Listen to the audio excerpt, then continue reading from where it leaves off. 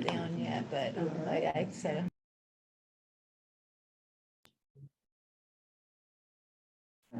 Okay, it's 5:16. I'd like to call this meeting to order, please.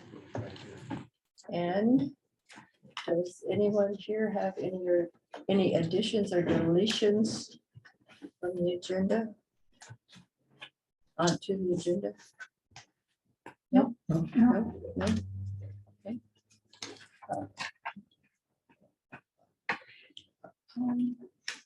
Anybody have any conflicts or potential conflicts of interest? Announcements as the usual. I can't find it. Yes. Thank you for your interest in the library. The public meeting is not a public hearing. So in an effort to allow this board to complete our work, we'll be setting time constraints on public input. A total of 15 minutes will be devoted to public comment. If you want to comment, you need to sign in. Speakers will be limited to 3 minutes per person. And if people have duplicate comments, they might ask one of them to speak for them to save time. Thank you. Okay, public comments. No one has signed up. No one has signed up? Hi, Hi. you haven't missed a thing. There are no public comments? Oh, no, okay. All right, moving on then. Consent agenda. Has everybody had a chance to read the minutes of the December 8th meeting? Yes, Yes, move approval. okay. Second. Who did, was that That Deborah? was me, yeah. Those in favor? Hi. Opposed? Okay, reports. Also, before we do the report, is anybody going to do this? Yes. The reports? Okay, I just want to say, I really like having a written report. I mean, I don't know if that's going to be standard procedure, or are we going to discuss it, or are we going to just go with it as it is? We can look at the friends meeting notes and make it a more standard report. Yeah, that's kind of nice. I don't know if that causes them more trouble to do it, but it's nice to see what has been happening. No, I Yeah, mean, we they take minutes for all their meetings, so yeah, we can definitely get that. Okay. Just lost, oh, there's my minutes. I just lost my agenda here. I think I had it in my hand. There we go. Got it? Turn the page over to look at that. Okay, All right, so if you're okay, I'll go ahead and start on the friends. yes, Just hitting the highlight, or the highlights. So under the committee reports, under book sorting, the friends have had a lot of puzzle donations, and we've had a lot of people that were purchasing them during the Christmas sales, wanting to know if we knew whether or not the puzzle was complete. And we were assuming that they were, but they definitely reiterated at the meeting that they do have volunteers that count the puzzles. They put them in bags, and then they they put tape on the box. And so that's how we would know that the puzzles are complete. They don't just sell them. So it's like, okay, apparently Good other point. people have wondered that as well. So that was good. Their next book sale is going to be January 21st. So if anyone would like to assist the friends with that, please contact Janice Stats. And let's see, going on down, Heather Jones, she was the former assistant director at the library, and she had sent to the friends a Facebook message about an idea that she had. She would like to organize an I Love My Library Day at Crook County. And so the friends at this point are still trying to connect with her to get something set up, to understand exactly what she was thinking. And so hopefully we'll hear more about that as they connect. The friends was pursuing the Kiwanis grant for $1,500, but it was suggested from Mike Mohan that the request should come from the library for summer reading program and not from the friends. So we are currently pursuing that grant. And now I just got off kilter with this. So I think that was pretty much it at this point for the Friends. And then we can, this last page, yeah, it was just library reports and volunteer hours. And that was pretty much it as far as the Friends board meeting, so. And then if you're okay, we'll just jump right into the circulation services reports. So there were, of course, a lot of things happening in December and the first part of January. So I just wanted to acknowledge April's last day. It meant a lot for staff to be able to meet up with her and just wish her well on the 9th. And she helped us through a lot of trials coming out of COVID. It was a completely new experience for us, and we managed to do that very well, I think. And then I wanted to hit the highlights of the winter reading program. Sean has more information about that. The winter reading program was just a wonderful opportunity for circulation services and public services to work together and to present this program to the public. And it was a very relaxed and fun program. We had a lot of positive comments from staff that were having to go through it, and then the public as well, that they appreciated the bingo sheets and the prizes and stuff like that. So I think it went really well, but of course, Sean will present more information about that. And then on the December 13th and 14th, county maintenance had fulfilled a request that we've had before them for many years, and that is to replace our lighting. So when people come into the library, they can actually see. So Can read the titles right off. yes. And if you haven't had a chance to look at the lights, we went from the old pendulum style to these newer rings. And instead of the light going up, it is now projected down, and it really has made a lot of difference. So yeah, like I said, if you haven't seen the lights, please go in and check it out, because it really has made a difference.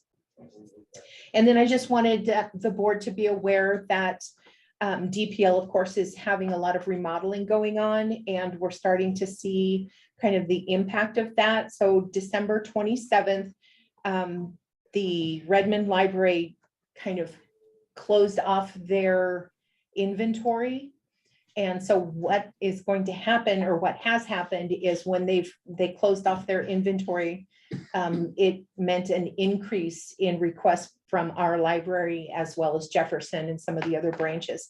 So as they're moving along, the different changes with the remodeling is going to impact Redmond, Lapine, and Sisters. But the last that I had seen on the website, Redmond is going to be closing this weekend for a week, and so that they can move their whole entire stock to their temporary location, which is the Antiques Mall on 97 at the bottom floor there. So anyways, and with the director not being in place at this time, and Sean and I sharing the duties, we kind of divvied up what April normally reported on. So because I normally handle facilities and financials, I'm taking on that role. And that was why my report had the lighting in it. But also I wanted to make sure that you were included in the hiring update. So right now, at the time of this, we had 2 applicants. We now have 3. And so we're just waiting to hear from HR moving forward to see, when interviews and so on and so forth will go for that. So Cindy, I forgot to ask before, do they set a closing date for it? no, it's open until filled.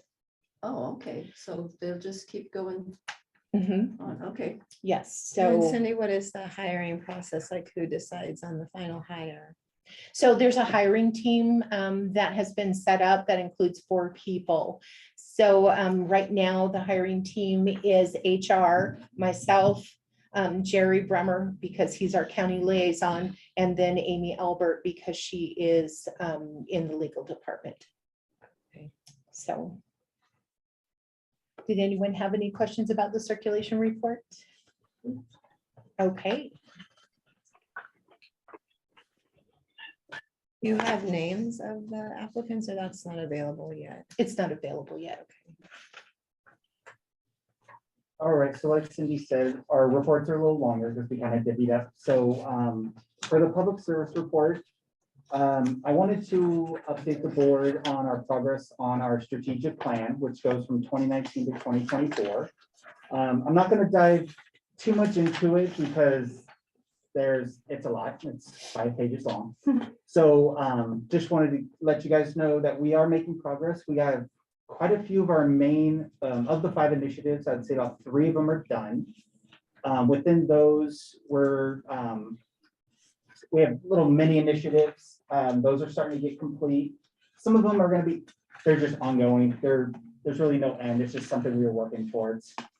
So I just wanted to share that with you guys. So if you guys had a chance to look at it, if you had questions on our progress and how we're moving forward, we will start working on our 2025 to 2030 5-year plan towards the end of this year. So we're already looking at 2030 now. So that will be interesting. And then also I wanted to share that the GIS department gave us 3 maps based on zip codes of where the percentage of the library card holder population is relevant to Crook County.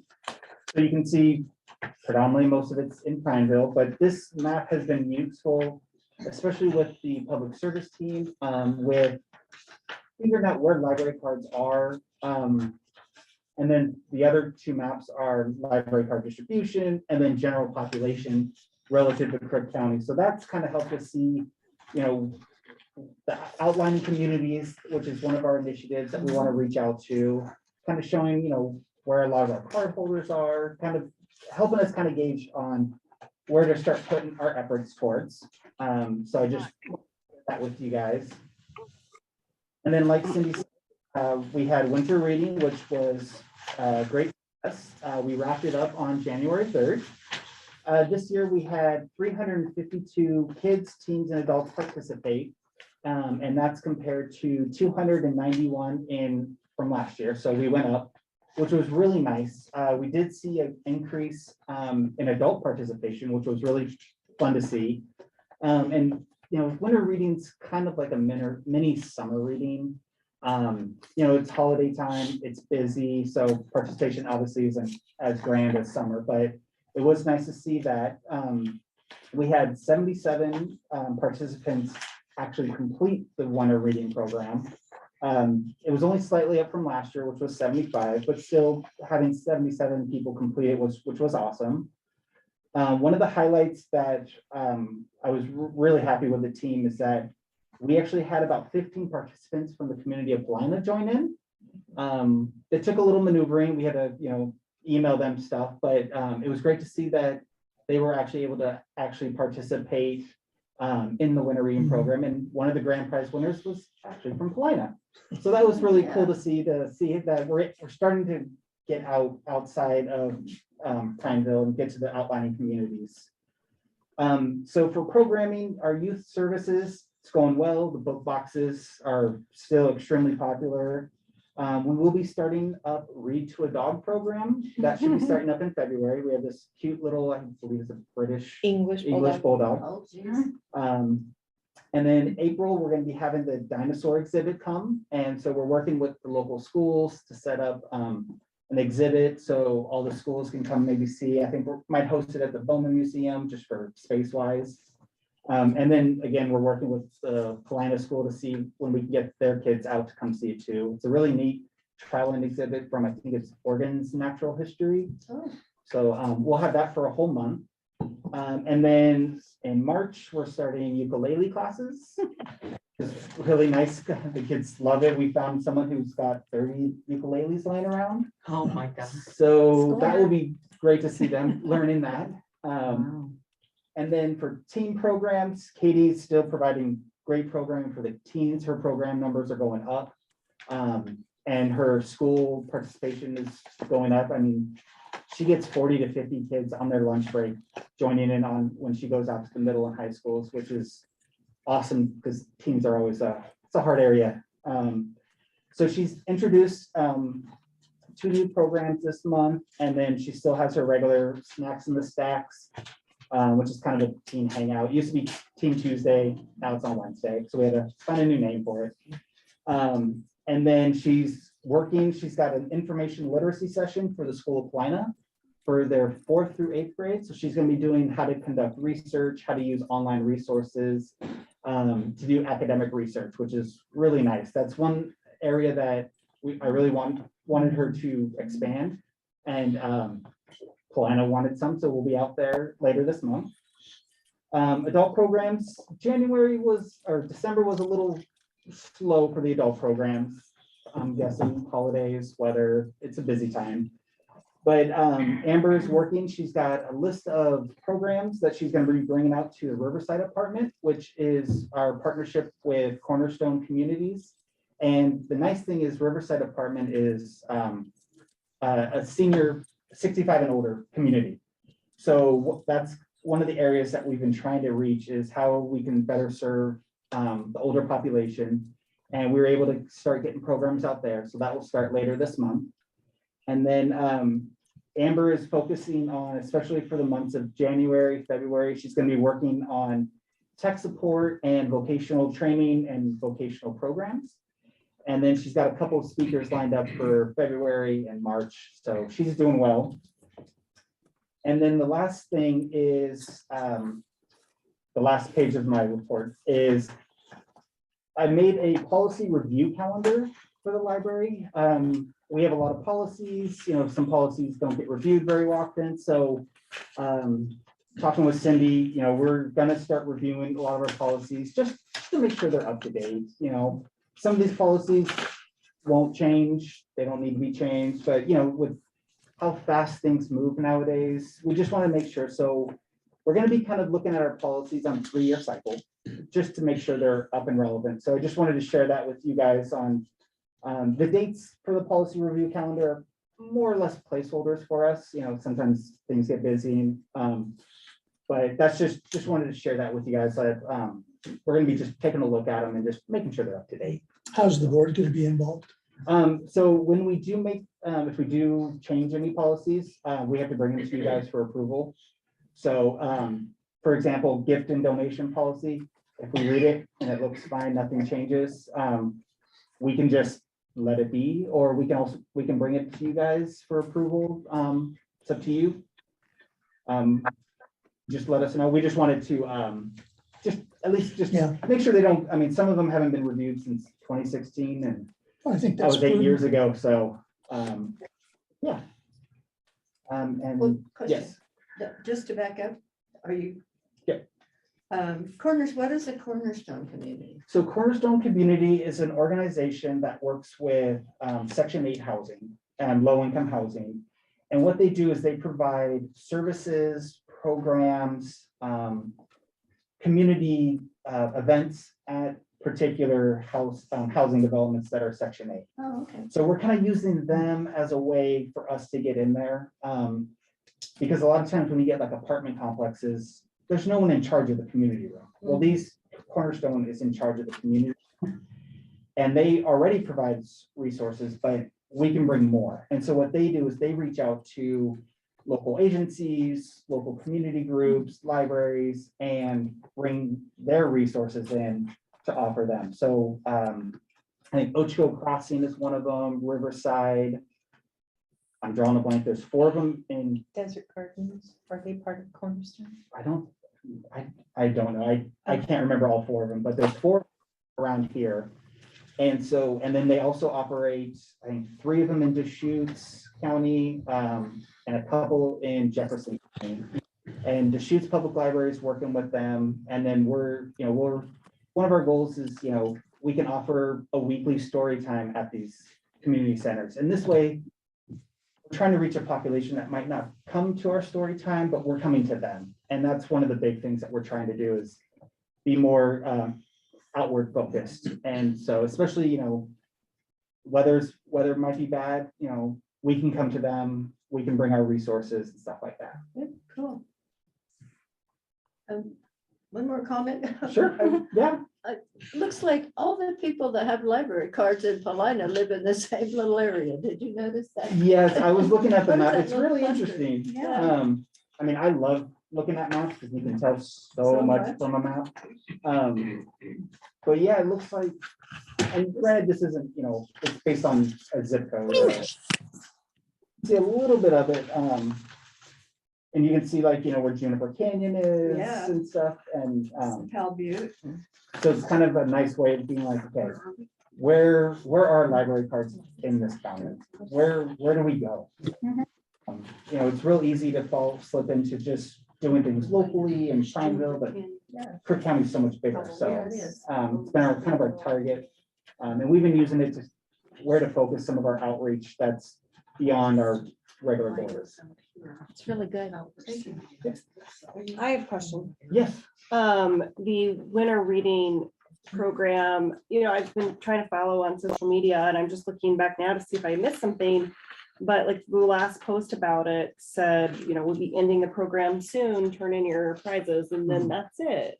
And like the fact that somebody in Paulina won, that's really cool. Why is that not like everywhere? honestly, I haven't had a chance to. post something. It's just- I wonder if there's just not like staffing for that level of, Yeah, we're right, we had a. is it you that runs all the? All three of us do, it slipped my mind. Yeah. We have a mid-budget review that we've been trying to finish up and it just slipped my mind. They're just participating in that. I Mhm. already told you I downloaded Hoopla for the first time and like, why am I subscribing to Netflix when there's Hoopla? Right, Like, yeah. and I just wonder how many people in the county realize that you can get that for free. Mhm. You know, it's like when I look at this map and I see like, surely there are people in Pal Butte who have internet who have no idea. Mhm. So it's like, what's the communication for how awesome these resources are? So we do have a social media plan. We have a calendar that includes resources and services. We did Hoopla, I believe a couple months ago. I'm kind of spacing out all of our resources, do a couple a month. We do have Hoopla. I mean, I know it's on our TV in the lobby too. But I know when we've gone out to Prineville Paulina the last couple times, they do have flyers out there, Hoopla and Libby and stuff like that.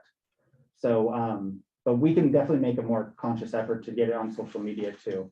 Would you be interested in sharing like TikToks or more influencers takes on the content? That's a great idea. Not that I would want to be an influencer, but I could certainly motivate an influencer. like finding people to create content. Yeah, people to Um, be like, I was just on Hoopla and I just found this. I mean, I yeah. certainly have an experience like that I would be happy to share. I kept the movie that I've been looking for months was just right there for free. You know, just having Mhm. someone say that and then just be like, oh. Mhm. Oh, wow. definitely. Yeah. I'm not really into TikTok, so I've never even been on TikTok. I don't do that stuff. Okay, so but- if I were to start creating TikToks, I Mhm. could run them by you and you might share them. Oh, absolutely. Okay. Yeah, you might have to show me how, but. Yeah. But And we I'm- do, one of the next things that we're trying to work on is, what were they called? How to, they're basically how-to videos, short clips on how to use Hoopla, how to use Libby, how to, and the library did those a few years ago, and it kind of just petered out. But that's something we're trying to revive. And so right now we're kind of making a list. The hard part of those is they can be a little time consuming. So it's kind of figuring out the time to create those. Mhm. So, but we definitely can do, long ones that we can put on YouTube and really dive into it. But then also we can do short ones. I'm more familiar with Instagram. So like Instagram Reels, we could do that. We can do, Great. is it Facebook And Reels? library has an Instagram as We do. well. Yeah, Yes. I don't think. that's Um, great. And then we can all share on our social media platforms to Oh, let people definitely. know, right? Oh, Yeah. yeah, and if you know of any TikToks or social media platforms, please let me know. I'm not that, I'm old. I don't do that stuff. Please. You're busy. You don't know. Amen. Put in my mouth. But that would be great, especially because I'm just not it's just not my cup of tea. Are But you, are you the social media person for the library? I manage the public service team who then manages the social media. And is that all local? It's people in the library, or are you talking about a statewide? It's our 3 librarians and myself. Okay, so do you need help with that? I mean, they do a really good job of getting the Okay. programming and that kind of stuff out. It's the services, we're just trying to find a balance of, there's a lot you Right. could do with it, so. I Right. agree, the posts are all very good, Yeah, yeah. but nobody's like interacting with them. Mhm. Like this great one about Snacks in the Stacks, I'm like, sorry, I'm working then, but it has like 2 likes. Yeah. We get more traction, more interaction on Facebook compared to Instagram. This is Facebook. town. Yeah, it's Facebook Facebook, runs. okay. Skews older on Facebook. So Pardon you're gonna, Facebook, Mhm. so Yeah. you're gonna reach more. Yeah. Yeah, so, no, and we've been trying to brainstorm on different ways to use Facebook to increase online communication. Whether it's surveys or stuff like that. It's just more of just kind of putting it all together. To kind of.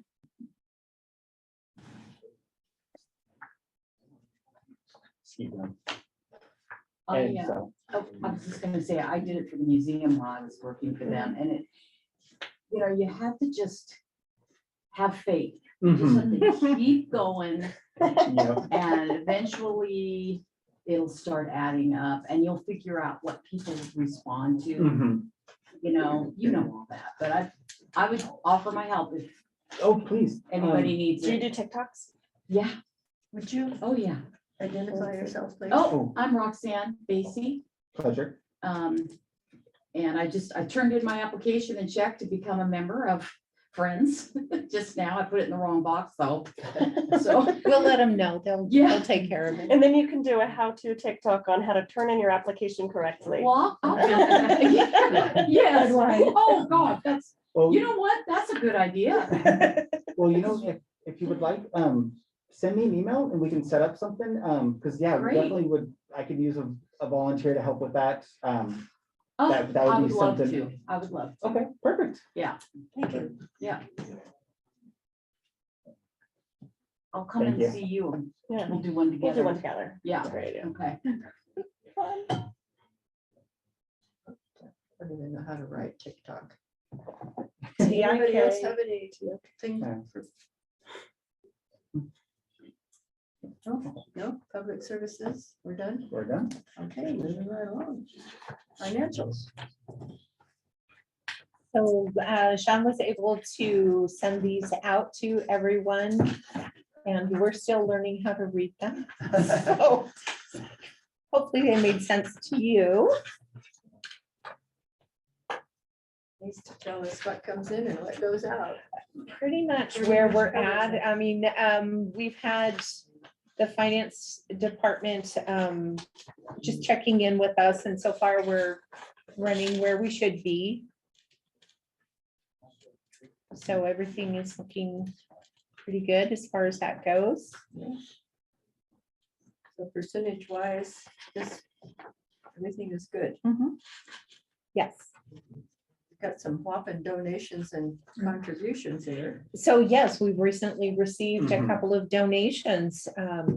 So if you would like to share the donations, So the we, large one from the Friends. we've gotten the large one from the Friends, it's about $4,500, which that goes to our summer reading program that covers teens and adults. We received, this isn't a donation, but we received our Ready to Read grant funds, which is about $9,600. So Ready to Read, half of that goes to summer reading for the youth or the children's. And then half of it goes to supporting early literacy development here in the library.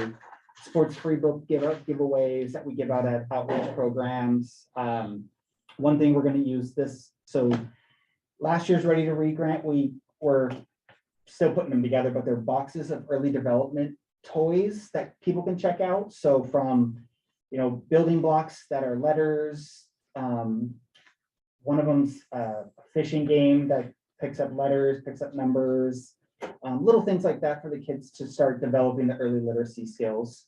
We got about 14 of those that we're still putting all the pieces together, getting ready for those. So, and the nice thing, those will be circulating.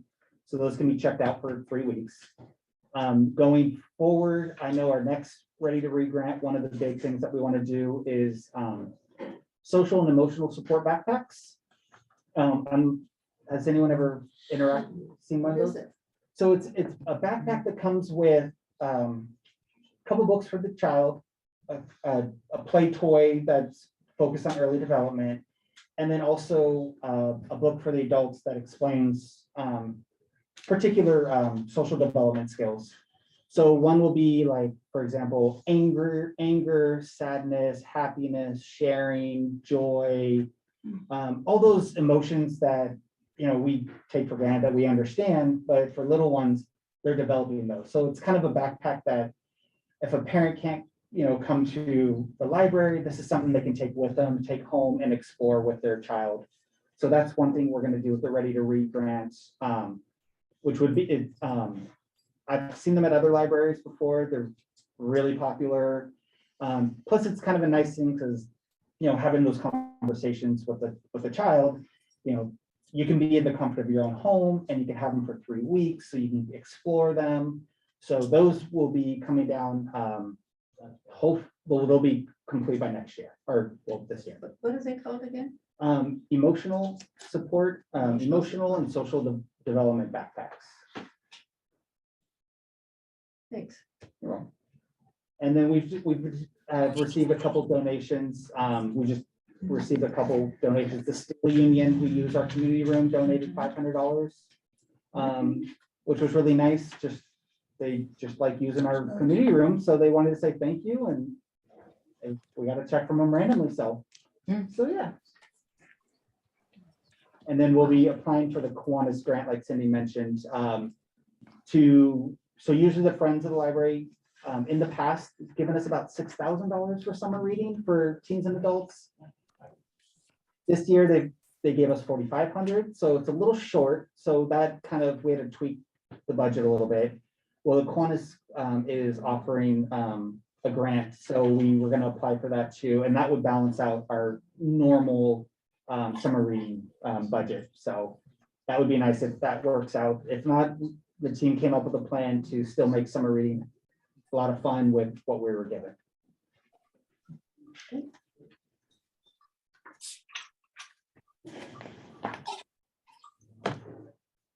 Ready?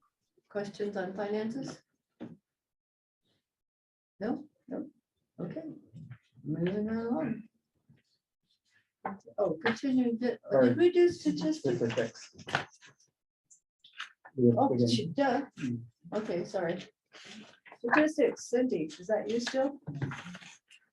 Well, it could Both of be you? both of us. Both of us. Okay. So yes, for statistics, things are, considering the number of days that we were closed for the holidays, it seemed like we were holding pretty steady as far as circulation goes.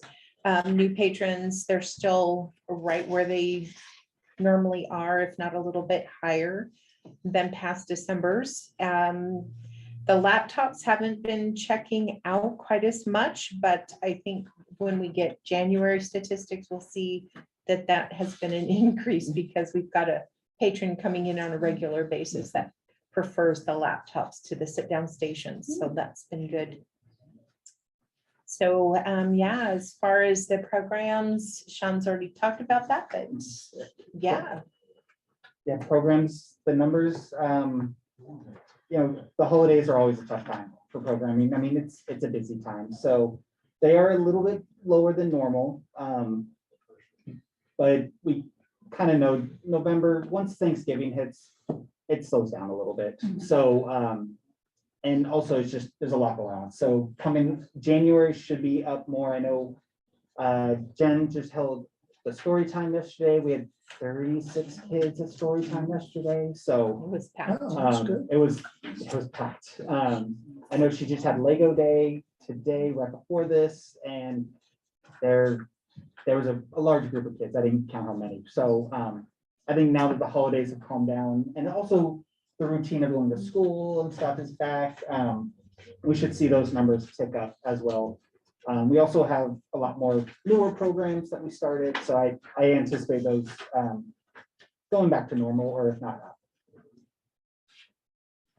Okay, and the last piece, if you're looking down at the volunteering section with the volunteers and the volunteer hours, that was a pretty dramatic jump in volunteer hours, considering December was such a short month for being open. We've added a volunteer that has been assisting us taking materials out to the Paulina Little Free Library.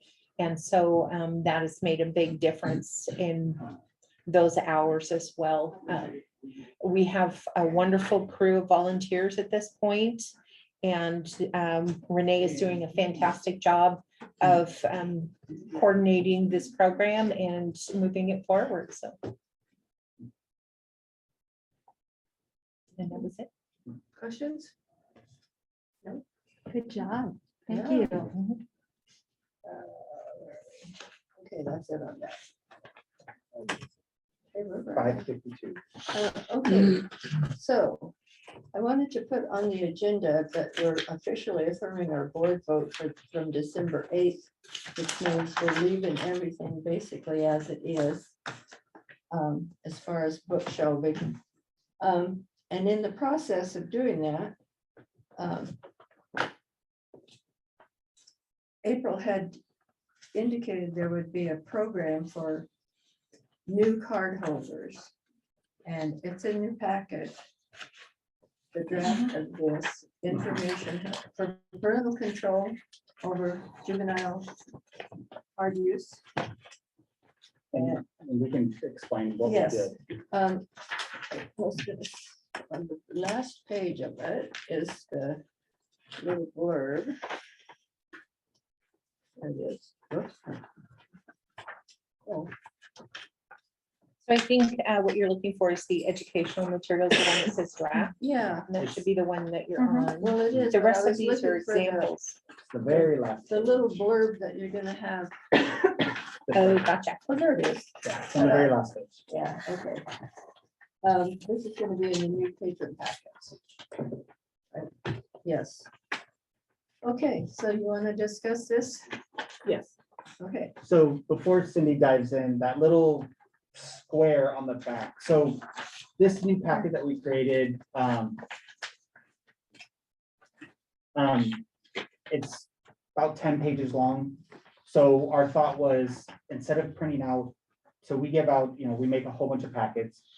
Printing out 10 pages worth of information, that costs money, it costs a lot of money. So what we're gonna do is we're gonna make these little cards, that example on the back. Those will be in the new patron packet. We'll also hand them out with the new library card applications. So with that, the patron or the parent can either retrieve the information that we can put this online. So it's a lot more easier to put it online and print them out. Or if they would like it in physical form, we can print it out on a as-needed basis. So Cindy, you wanna dive in what we put together? Sure. So normally when someone gets a library card, we have talking points. So we want to make sure that people understand what they're getting into when they sign up for a library card and the responsibilities, as well as all of the wonderful opportunities they're going to have with their new library card. So with juveniles, what this brought up to us was the fact that we don't really address when a juvenile is getting an account. It's a slightly different situation than when an adult is getting a card. So we wanted everyone to make sure, staff as well as the new patron, that the parent or guardian signing the application is agreeing to be responsible for materials checked out, deciding what materials are appropriate for their child, determining whether or not your child can use the public computers while in the library, monitoring your child's use of digital resources, updating changes to personal information. And just to kind of reiterate that a juvenile account can check out up to 50 items in any combination. They can be books, magazines, DVDs, CDs, and encouraging the patron to check our website for the current listing of digital resources like Libby and Hoopla. I feel almost going to say Hibby. It's like, no.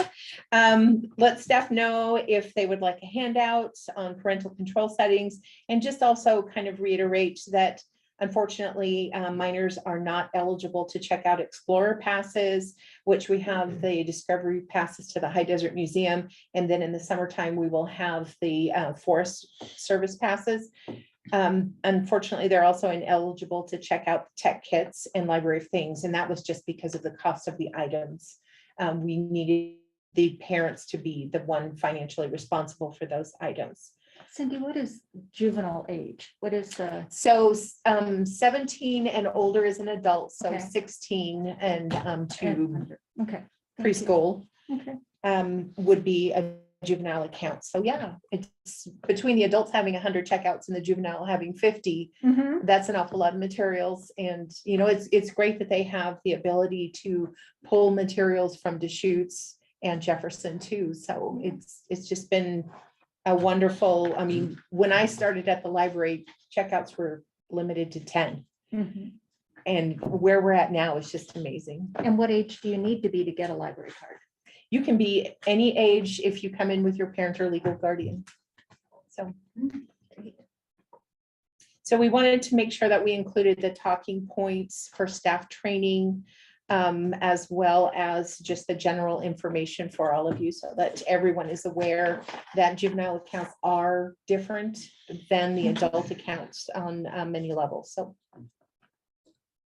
What's the process for when you hit your birthday? If you're 16 and then you hit 17? the computer is automatically updated. There's a staff member at DPL that they do that on a monthly basis.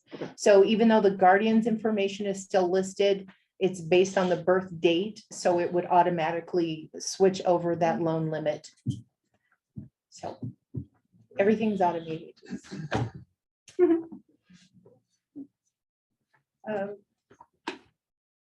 I can see, I'm looking at all the ways people would have to go in to do this on their own computer. I can see why you don't want to, print the whole thing out as a packet. And the instructions for somebody who's more computer literate than I am will obviously get it. But what my question is,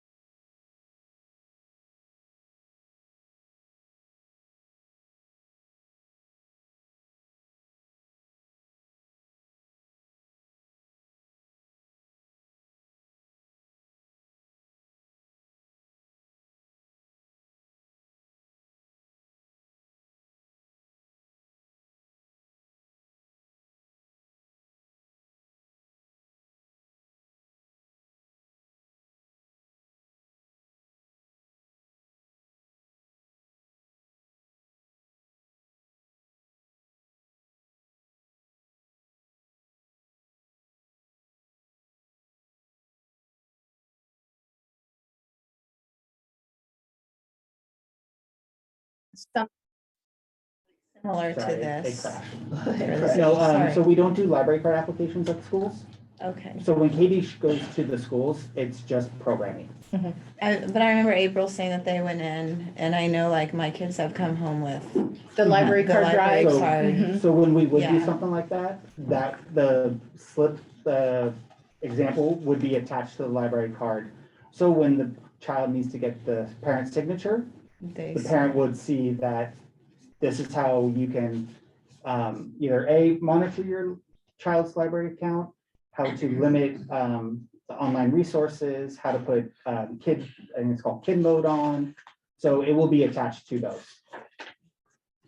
And the brochures have most of these talking points already on them. Okay. So So basically the rest of it just kind of is information for the adults. The difference between the type of internet access as associated with a child's library card account. the access, the difference between using our desktop computers and our Wi-Fi is different. So, sorry. So basically unfiltered means, so all of our desktop computers have pre-applied filters that the county IT does.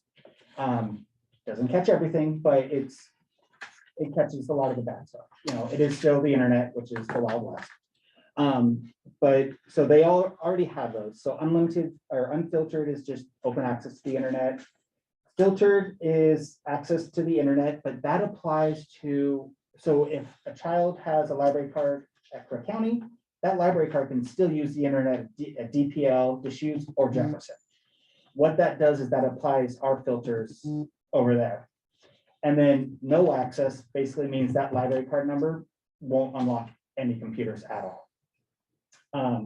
And then we move on, and basically the rest of it is just step-by-step instructions on how to filter Libby, so you get only kid materials. And then Hoopla has a neat little tool on there that is called, I believe it's called Kid Mode, that basically works where you only get kid materials. So it's kind of like Netflix's version of kid mode. So those are just step-by-step instructions.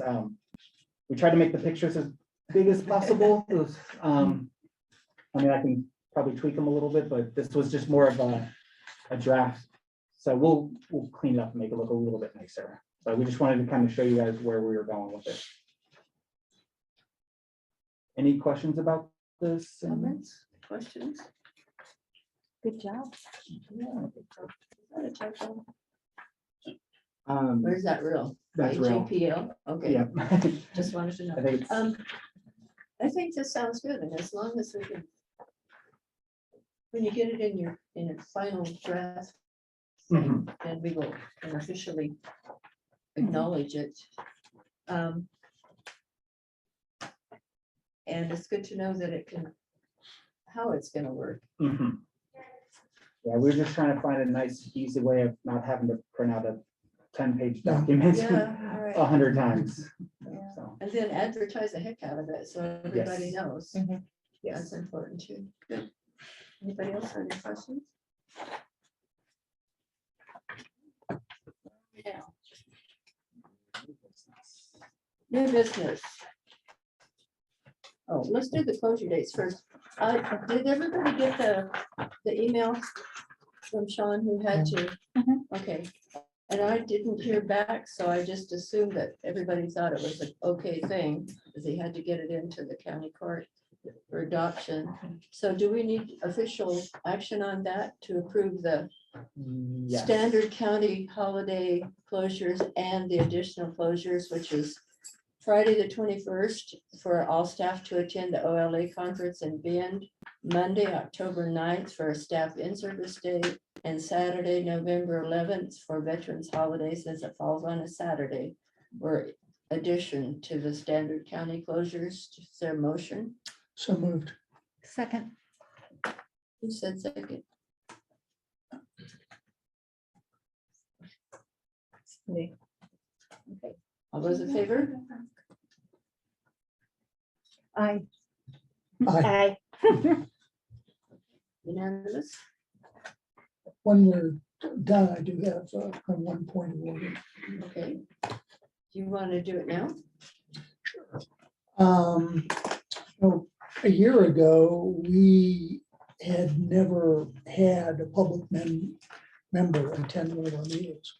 And in the past several months, there's been an increased interest in the part of the Crook County public. And so whether the agenda seems to contain hot buttons or not, more people are attending, including people in the hall. And that's kind of a shame, I think, to have public members who are interested in just listening to the process, not have a seat nearby. I wonder, I understand the constraints of a physical facility, but I wonder if it could just give more thought to seating more people, or when there's nothing else going on in the Broughton room, maybe Mhm. hold it in there. Pay some attention to make it making it easier for people who are interested in the order of business to sit in. That's all. Yep, that's definitely something we can look, I know our meeting rooms are booked out 3 months in advance, Yeah. so it won't change immediately, but that's definitely something we can look beyond the 3 months, and look into doing the Brian room. Good, thank you, that's all. Right, yeah. If we do that room, do we have to be on display? Right? That's up to you guys on how you would. Oh, Sean That is- we just Just kind of have a winged it. table like this. Or face the wall. But we can, Yes, but we can- facing the wall. we can put the tables and No, I want my squares. back to the wall. Yeah. Sean, is there a reason we don't use like the library itself or like the children's room if it's closed? Well, Or no, is it because of the technology well, partially it's the technology and also the library is open. until so- 6? Until 6. Until Mhm. 6. okay. So we could be in the kids' room and Have a no, lot we of don't want to stop people from coming in because we're Yeah. having a meeting. And then also just interruptions and stuff like that. So, Do you have a lot of Zoom attendees? depends. Is Pardon me? It It varies. depends. Yeah, it goes up and down. so- I think we had 4 before it started to Oh, crash okay. on us, Oh, that's How- good. so. Question, how many people are out in the hall that can't get in? There were 3. There were 3 or 4. Which there's I don't room. know now. If there were seats. 6. 6, okay. We put chairs Could have just around. brought more chairs than this 10. Yeah. But yeah, we can look into using the Brian room. Could have Bleachers, chairs, perhaps. chairs or a little microphone or something to listen out there would be one way, since it's mostly about listening, Yeah, but unless you're doing That's public kind of comment. Stand all the Less time. welcoming. No, but more chairs but, for sure. Yeah. But yeah, we can definitely look into. getting Just that give going. it some thought. Yeah, I appreciate that. Point taken, where are we now? Oh, United for Libraries, under new business. Oh, I lost it.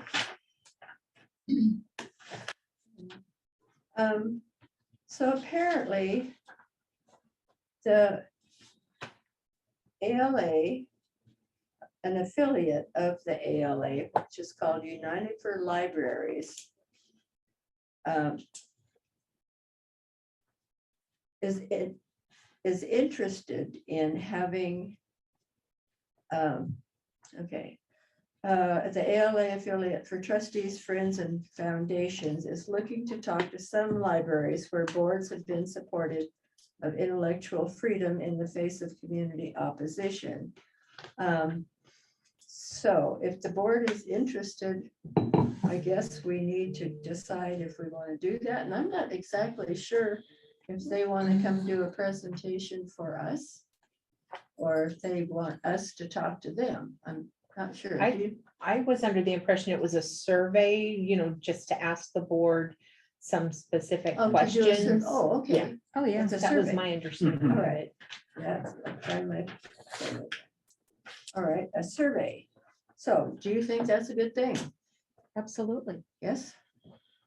I had some questions about the Intellectual Freedom Committee. I tried to look up some information on them, and On who? No, I'm Uh, sorry to hear you. the lady who came to speak at the last library board meeting that represented the intellectual freedom. Emily. Yeah, Emily. Mhm. I couldn't find a lot of participants on that board except for her. So I was wondering who Is that made the up. same thing you're talking about? Yeah, here? the intellectual. Well, No, No, this is something different. right, this is the National Intellectual Freedom in conjunction with What was ALA. the exact name of what she represented for Emily? So she's the intellectual freedom, and that's more of a statewide. Yeah, So ALA is the American Library Association, and then within ALA, you have state library associations. So you have Yes. OLA, CLA. It's She's in the the minutes. representative for the OLA minutes. Intellectual Freedom Committee. Yeah. It And just is there starts with anybody else title. on the committee except for her? No, Uh, there's a lot of people. yeah. on that she's with, committee. it was Emily, right? Yes, Yeah. Emily O'Neill. Okay. The Oregon Library Association, she's the Oregon Intellectual Freedom Committee Chair, is what I understood. Mhm. Okay. Okay, and That's she's who she- based out of Bend. Yes. Oh, June? Okay. And then I know that Perry Stokes, he's the library director in Eastern Oregon. He's also a member of the Intellectual Freedom Committee. Okay. but that's different from what you were Yes. Yeah, that's what we're this is talking about. something We're talking different. about. Okay. So, we just do it, I lost my, What's, you have- what's to be, I don't know. become of the survey? Is it like a survey that they send us a link to and we fill out, or is that something? we I need to don't know find yet. out? That's why Okay, I was gonna get the consensus. If this is something we let's want find to out more. pursue, yes, to I find so out more. I would be interested in more information, to understand what their goal is, Okay. or what they might do or ask us, but I don't Mhm. want to say like, let's do it. Yeah, Mhm. more Okay. info. So let's see, who would that be? You're not, okay, you folks have a connection with United for Yes, we Libraries? can. And you can ask specific questions about what they would like us to do, and then we can give them a Yes. thumbs up. Thumbs up? We can find more information. and send it Okay, out. good. So there's one I should have representative. done that in the from first each- place instead of There's nobody else asking you from to do. Central check. Oregon except. Okay, is everybody So there comfortable with there must that? be representative of each Mhm. Okay, library in the county. where are we now? Okay. That's all I had. Because I looked before. up for this. Okay, what are our county, next, And I. that's or it's any agenda only items her. for the next meeting? Anybody? Not other than those that were just raised. Okay, you guys will find out about the ALA thing. Mhm. Oh, I have a question, but I don't know if it's related to this. Seems like at the last meeting, and maybe this was more of a budget one or something, there was something brought up about funding for staffing being a little bit off for something. Do you remember what that was? So there was a, That was going to be addressed? right, and so the treasurer's office, the finance department is still working to, because it was kind of like put us in negative numbers based on the misunderstanding of one of the positions that Yeah. we recently had. There is still coffers that we were able to pull that out of because Excellent. we didn't have positions filled 100% up to a certain point. So it's not that we were, any money was taken from our budget per Mhm. se. It just was able to balance out. Oh, great. So moving forward, they've got it all squared away. And so we'll be able to stay on track as far as Oh, good, staffing. good. Yeah, because had gotten staffing up to the point. And then it was Right. like, yep, whoopsie. Right, perfect, thank you. Remember that being brought out. Hey, I just happened to think of something else related to this. Have you guys got your emails unscrewed yet? Did yours get messed up?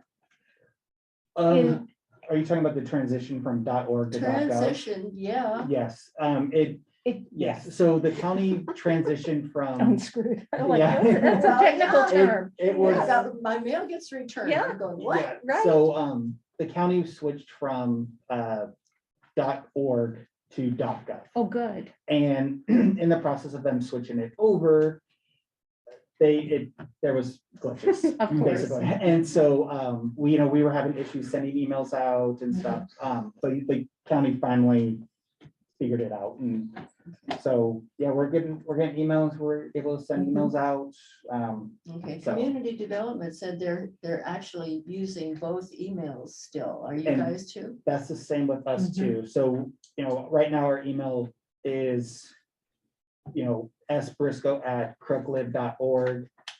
Well, what gets sent out is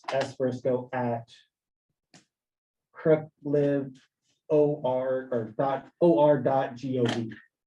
They figured out a way that basically we can use both, since most of our email addresses, it would be a pain to go find everyone and change it. So- Change them, yeah. So technically, the library owns both domain names. And that should stay for as long as we want. So, which would be nice since we all have business cards. Yeah. Okay, anything else for the agenda? Nope, nope. You guys? Yeah, there's- Motion to adjourn? So moved. Could I ask a question then? Sure. With respect to the idea of having more room for the public to come and listen, that's very much appreciated if we could do that. I would suggest a change that you might consider. You have public comment at the beginning of your agenda, and that's the only time people can speak. Yes, I am. That's fine for public comment, but there are a lot, we go through an entire meeting and the things that people have questions on, which is different from comment. We need clarification, et cetera. The way it's set up now, we go for a month before we come back to even have the possibility of raising the questions, which totally disrupts the dialogue. If you could have the public comment section the way you do, but have a chance for public questions so that we get clarification or more understanding on some of the things that have been given. I understand that completely, because sometimes people in the comment period have questions about something that's gonna be covered down the agenda, and their question would have been answered, so we might think about doing that after reports or something before continuing business. You're saying just moving the comments altogether. Yeah, and moving